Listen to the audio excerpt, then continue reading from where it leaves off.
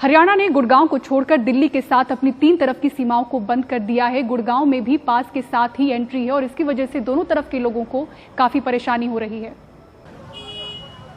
मंगलवार सुबह से फरीदाबाद दिल्ली बॉर्डर पर अफरा तफरी का माहौल रहा। डॉक्टर, पुलिस वाले, बैंक कर्मचारियों, मीडिया वालों और मेडिकल सामान लाने वालों को अंदर आने नहीं दिया जा रहा। बस खाने के सामान के लिए इजाजत है। मैं मेडिकल प्रोडक्ट्स में डील करता हूं। मुझे जब दिल्ली में एंट्री करना था तो मैंने सारी डिटेल बकायदा लिखवाई थी। मुझे बोला गया था कि 12 बजे तक आना। 12 बज के शायद 5 मिनट में मैं आ गया हूँ था कि मेरे हार्ट के प्रोडक्ट्स में डील करता हूँ, मुझे जाना बड़ा जरूरी है। हरियाणा सरकार पहले ही शिकायत कर चुकी है कि हरियाणा में दिल्ली से कोरोना वायरस आ रहा है। सूत्रों का कहना है कि हाल के 50 कोरोना वायरस मामलों में से लगभग 20 की दिल्ली में कॉन्टैक्ट ट्रेसिंग की गई है। कौन समझा के जाने जा रहे थे, लेकिन कल डीसी साहब ने दोबारा से आदेश कर दिए हैं, धारा 144 लागू कर दी है। आज 12 बजे तक का उनको समय दिया गया है ताकि वो अपनी जरूरत की सामान ले जाएं और अपनी व्यवस्था जो है रहने की कर सकें।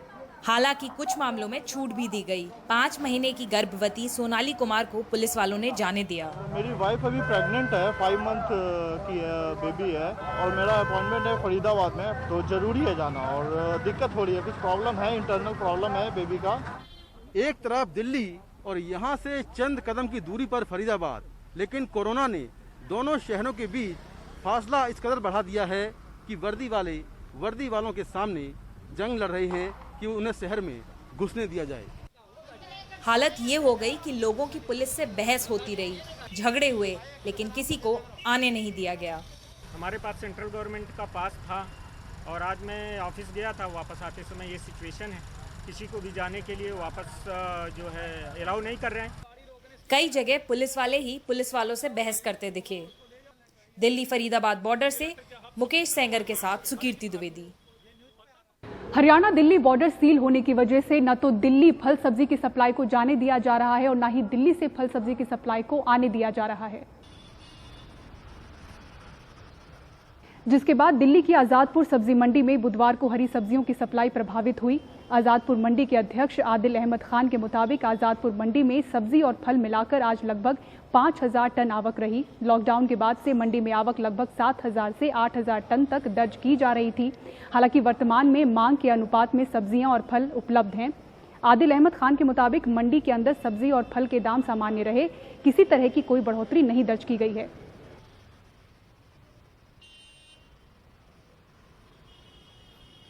इस बीच राजस्थान से एक अच्छी खबर आई है। बीकानेर और चुरू ये 2 संक्रमित जिले अब कोरोना मुक्त हो चुके हैं, यानी कि यहां जो भी पॉजिटिव मामले थे अब नेगेटिव हो चुके हैं। आपको बता दें कि राजस्थान में कुल 33 जिले हैं, जिनमें से 28 में संक्रमण के मामले थे और अब बीकानेर और चुरू के कोरोना मुक्त होने के बाद 26 ऐसे जिले रह गए हैं जहां संक्रमित मरीज मौजूद हैं। बीकानेर में 7 कोरोना मरीजों के पूरे इलाज के बाद अस्पताल से विदा करते उनको कलेक्टर, घर पे क्वारंटीन में रहने की सलाह और ये प्रमाण पत्र। बीकानेर में 37 केस सामने आए थे, इनमें से 1 की मौत हुई, लेकिन बाकी 36 मरीज ठीक हो चुके हैं और उन्हें अस्पताल से भी छुट्टी मिल गई है। देखो, बीकानेर के अंदर करीब 37 केस जो कोरोना पॉजिटिव थे, उसमें इसमें एक डेथ हुई है और 36 जो पेशेंट थे बिल्कुल रिकवर हो गए। और कोरोना के लिए हमारा यहाँ पे जो रखा है हमने, कोरोना वार्ड अलग रखा है और कोरोना हॉस्पिटल अलग बना दिया हमने। सोशल डिस्टेंसिंग वार्ड में, जैसे वार्ड में मास्क पहनाना और सैनिटाइज करना मरीज के लिए रखा था। और हमने अपने डॉक्टर के लिए, पर्टिकुलरली जो नर्सिंग स्टाफ है हमारे, उनके लिए हमने किट प्रोवाइड करवाई थी और सारी जो पर्सनल प्रोटेक्शन चीज़ें थी सब हमें प्रोवाइड करी। सिर्फ बीकानेर ही नहीं, चूरू से भी यहाँ पीबीएम अस्पताल में 13 मरीज भर्ती हुए थे। वो अब सब ठीक होकर घर जा चुके हैं।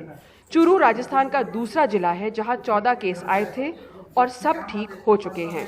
दोनों हमारे जिले बीकानेर और चूरू, वहाँ पे सारे केसेस पॉजिटिव से नेगेटिव हो गए हैं, जो कि बहुत अच्छी खबर है।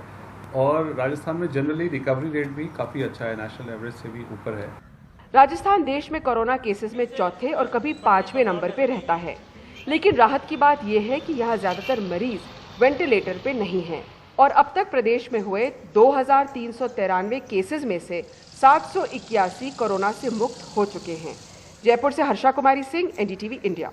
देश के सभी राज्यों के शिक्षा मंत्रियों के साथ केंद्रीय शिक्षा मंत्री की हुई बैठक के बाद ऐसे कयास लग रहे थे कि शायद सीबीएसई 10वीं और 12वीं की बची हुई बोर्ड परीक्षाएं न करवाए, लेकिन अब सीबीएसई ने साफ कर दिया है कि लॉकडाउन खत्म होते ही बची हुई बोर्ड परीक्षाएं करवाई जाएंगी।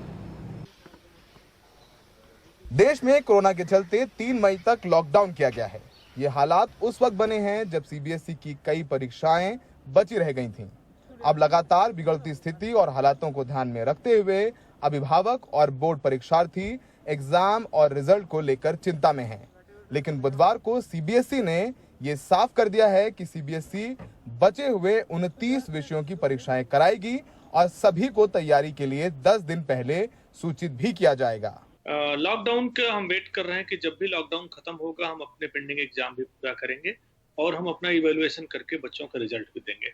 समय सीमा में इस समय नहीं बता सकता हूं, क्योंकि हमें खुद भी नहीं मालूम है कि ये 3 तारीख के बाद की क्या स्थिति होगी। हम पॉजिटिव हैं और हम उम्मीद करते हैं कि अगर 3 को सब कुछ, 3 मई को सब कुछ ठीक रहा, लॉकडाउन उठ गया, तो हम 10 से 15 दिनों में अपनी बची हुई परीक्षाएं जो 12वीं की हैं वो भी करा लेंगे और इवैल्यूएशन में हमें लगभग 1 से 1.5 महीने का समय लगता है, वो भी हम कराएंगे और उसके बाद हम रिजल्ट देने की स्थिति में रहेंगे।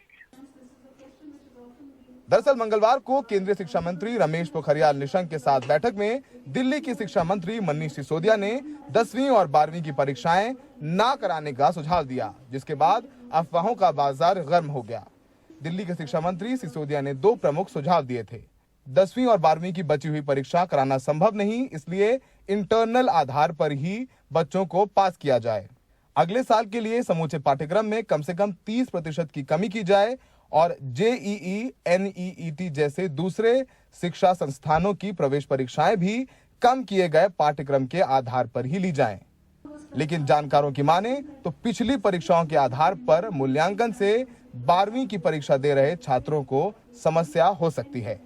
जो बच्चे दिसंबर तक पूरी तैयारी नहीं थी, उनको उन नंबरों पे हम अगर इवैल्यूएट करेंगे तो बहुत ही दिक्कत होगी।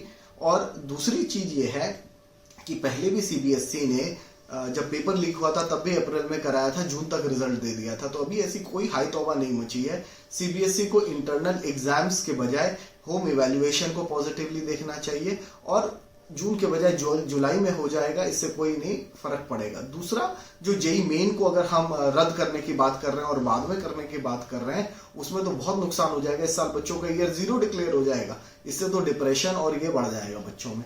10वीं की परीक्षाएं लगभग पूरी हो चुकी हैं, लेकिन समस्या 12वीं की परीक्षा दे रहे बच्चों की है। इंतजार है उन्हें कि कब परीक्षाएं पूरी होंगी, वो कॉम्पिटिटिव एग्जाम देंगे, कॉलेजों में भर्ती लेंगे। लेकिन सबसे बड़ा सवाल ये है कि जब बीमारी से बचेंगे तभी तो आगे पढ़ाई करेंगे। नई दिल्ली से Saurabh Shukla, NDTV India.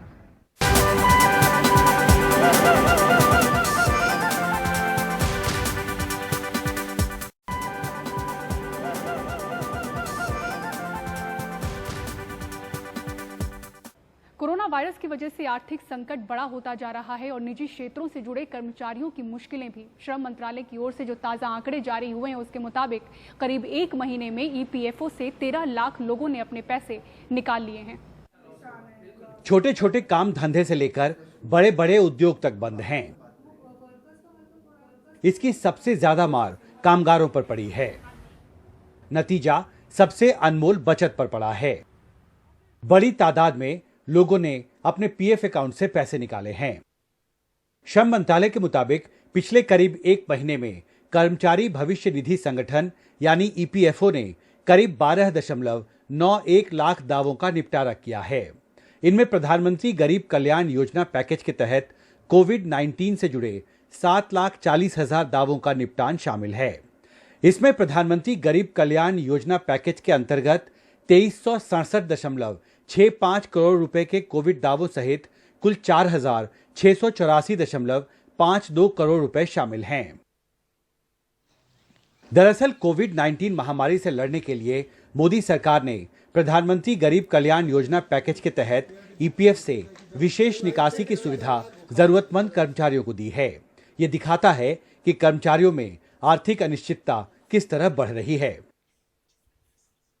Centre for monitoring Indian economy की ताजा रिपोर्ट के मुताबिक मार्च 2020 में देश में कुल 43.4 करोड़ मजदूर थे, जो फिलहाल घटकर 36.2 करोड़ रह गए हैं। इनमें से 21.1% 26 अप्रैल को बेरोजगार थे। इस हफ्ते नौकरी खोजने वाले बेरोजगारों की कुल संख्या 7.6 करोड़ थी। लॉकडाउन के दौरान पिछले करीब एक महीने में 7,40,000 कामगारों द्वारा ईपीएफओ की विशेष कोविड-19 पैकेज के तहत पैसा निकालने का फैसला ये साफ दर्शाता है कि आर्थिक संकट का साया किस तरह से आम कामगारों पर बढ़ता जा रहा है और कोरोना वायरस का ये संकट अगर लंबा चला तो आने वाले दिनों में ईपीएफओ को और बड़े स्तर पर कामगारों की तरफ से निपटान के इन दावों से निपटना पड़ सकता है। दिल्ली से हिमांशु शेखर, एनडीटीवी इंडिया। और इसी के साथ सिटी सेंटर शो में मुझे दीजिए इजाजत, लेकिन खबरों के लिए बने रहें एनडीटीवी इंडिया के साथ। नमस्कार।